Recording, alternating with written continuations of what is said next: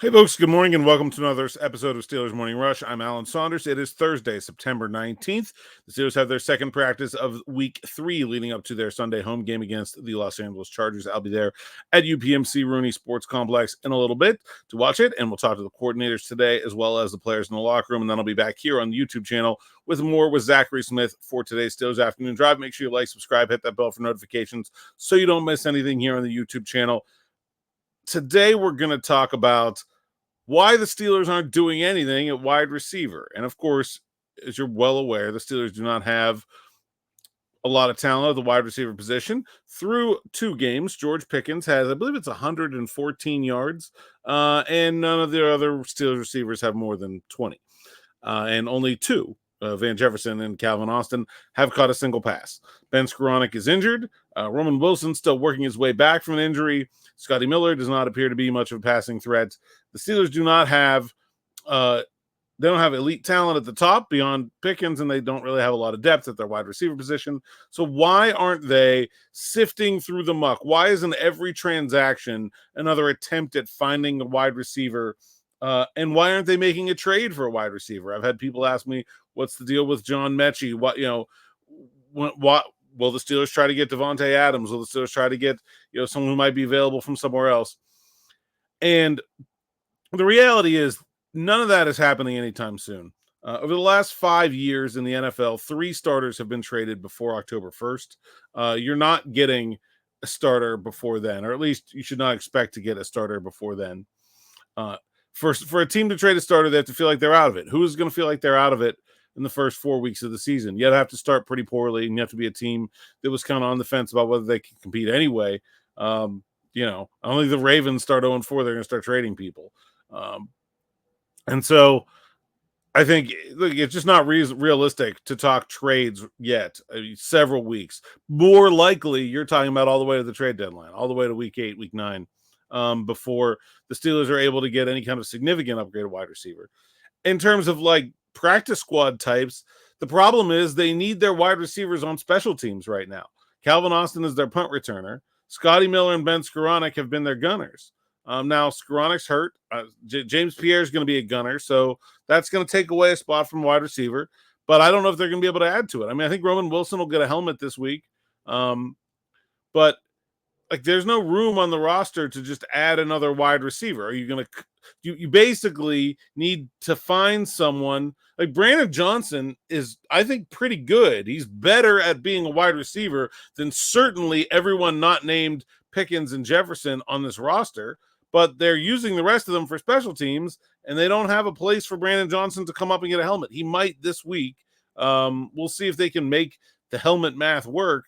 But they've needed their wide receivers for special teams. They haven't been able to get a non-specialist wide receiver in there. So that means basically the minimum upgrade is someone that you would cut Van Jefferson for. And no one like that is around. There's just those people are not available. Are there people on people's practice squads? Maybe, but there's not a player that is going to rise to the level of, okay, we're done with Van. Here's the guy you're going to get. Now, if they trade for Devontae Adams, sure, you can cut Van Jefferson. If they trade for Tyler Lockett, sure. But, you have to look at the standings, right? Those teams that everybody did not think was going to be doing very well are not all. The Raiders are 1-1. So, they're not going to make a trade right now or anytime soon, really. The Seahawks are in first place. I think we should probably just put that one to bed altogether. I can't see them trading a wide receiver. The Washington Commanders, we talked about Terry McLaurin. They're 1-1. Maybe Darius Slayton, as the Giants look pretty rough to come out the gate. How about Deontay Johnson back? I think the Steelers traded Deontay Johnson because they did not want to have Deontay Johnson on their team.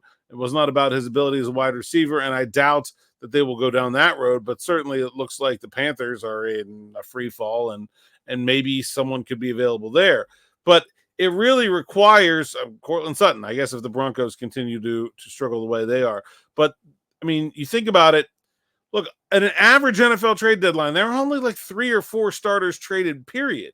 It is a really difficult process to acquire a starting caliber wide receiver in season. And unless they can find someone who is both, a wide receiver that could be an upgrade and play special teams, they're not going to be able to upgrade there either. And so I think these are the wide receivers, and I think we should be very cautious about projecting Roman Wilson to make some kind of massive impact as soon as he is healthy as well. I expect, like at best, like a Joey Porter style rookie season where, I would expect his first game, he's going to get like 7 snaps. And then we'll see how it goes from there. He did not win a job before he was injured. He was the 4th wide receiver, maybe the 5th wide receiver when he was injured. He's going to have to get a chance and run with it and ramp up, but it's not like he's just going to go from the bench to the number 2 wide receiver. Like that's not even going to be close. And so the wide receiver position is what it is. There's no help coming. There's nothing that Omar Khan can be doing. I understand the frustration. I think he mismanaged the position this offseason greatly, but I think you mostly got to get additions at wide receiver out of your head for another month, and then maybe it starts to look realistic. Until then, they've got to find a way to win with the guys they've got. It doesn't, that's the bottom line. There's nobody walking through that door. And so I think Brandon Johnson is an interesting player. I'd like to see them get him a chance, and I think Arthur Smith has, to his credit, shown the ability to say, hey, we don't, play a lot of tight ends then, fine. I think it's very telling that Pruitt's hurt and Rodney Williams comes up from the practice squad. Their tight ends are better players than their wide receivers, so why force it? Rod also is a special teamer, and he can replace Tyler Matakevich, who was injured, as that sort of 4-phase special teamer, as a bigger-bodied guy, And so, look, there's no question that they don't have enough there. I just think that it's not realistic to expect them to be making upgrades at this point in the calendar. They've got one shot, really. Even if they try their hardest, I think it's very possible that no wide receiver additions materialize. That's very plausible. Like there's not some guarantee that just because Omar Khan wants to make a move, and be clear, he does want to make a move, that it's going to happen. It just, there are not a lot of trades in the NFL for good reason. The Steelers, if they want to get a wide receiver, need to be really, really, really rooting for teams like the Broncos or the Giants to continue to struggle, because otherwise I just don't see those trades materializing the way people hope they might. And I think there's several of these guys where they're like the Seahawks, I think have already started so good that it's hard to imagine now them making a trade before the deadline. They're a game up on the 49ers, 2 games up on the Rams, in first place in their division. Why are they trading players? They're not. Somebody mentioned John Mechie. The Texans, so he's not playing because he's not playing for the Texans. The Texans are in first place. They're trying to win a division. They're trying to go to the Super Bowl. They made hard decisions about what they want to do with their depth. They traded a draft pick for Ben Skoranek and then cut him for the Steelers to pick him up. They cut Noah Brown and took on dead cap hit to cut Noah Brown. They made tough decisions to keep John Mechie. They're not going to trade John Mechie now. That's over. That's not happening. They want that depth. Yeah, they don't need him right now, but they're going to have an injury down the road. Stephon Diggs is not a young guy. They want the depth for a playoff run. They're not going to trade away from that. Not right now. Teams that are headed to the playoffs are not trying to trade from their depth. The only teams that are trying to trade away from what they have are teams that are going nowhere and trying to accumulate draft picks for 2025. The Texans do not care about your draft picks. They want John Mechie. Even if they're not using him, they want John Mechie. And they already suffered a good amount of pain to keep John Mechie. They're certainly not going to trade him now. So, somebody asked, like, what's the holdup? The holdup is it's not happening. You're not getting a good team.